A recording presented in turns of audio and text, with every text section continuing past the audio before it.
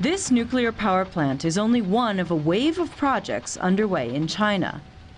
The country is building an unprecedented number of reactors to help cut emissions and develop an industry that can compete on the world stage. It's part of a global renaissance for nuclear power. Nations worried about energy security and emissions have made new commitments to nuclear. With that comes the need to operate safely. For French power company EDF, this Taishan plant is likely to be the first working example of its latest design, the European Pressurized Reactor, or EPR. It's meant to withstand airplane crashes, earthquakes, and flooding. The EPR is also the model proposed for Britain's first new reactor in 25 years. Nigel Cann is the man in charge of building it at Hinkley Point in southwest England. Behind us is the heart of the EPR, so what you can see is the reactor pressure vessel and the four steam generators and the reactor coolant pumps. So this is actually where the heart, where the heat's made to make steam, so they can drive the turbine for an EPR power station. It's exactly the same design. It's an Arriva design that we plan to build at Hinkley Point. Like the Taishan plant, Hinkley Point will have a capacity of 3.2 gigawatts. That amounts to about 7% of the UK's electricity needs. But for China, that's just a drop in the ocean. It plans to build about 30 reactors in the next 6 years to meet its goal of generating 5% of its power from nuclear.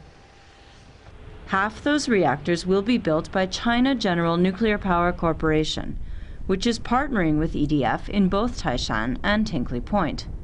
CGN takes pride in its 20-year safety record operating Daya Bay, China's first ever nuclear power plant.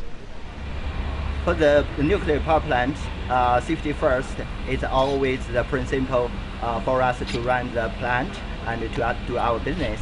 For this industry, we must keep the radioactivity material contained and get the people protected.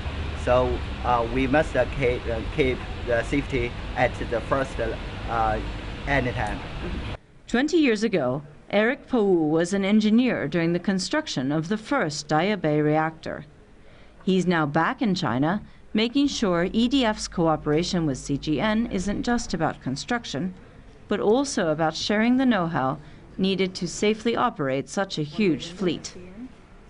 So it's very important to share experience. EDF stay always very close to CGN to help them and to support them during construction of their fleet, and especially now they are building a large fleet in CGN, so we support them in construction of their fleet. Not only on construction of their fleet, but also in operations. And that cooperation could lead to new projects in Britain and beyond.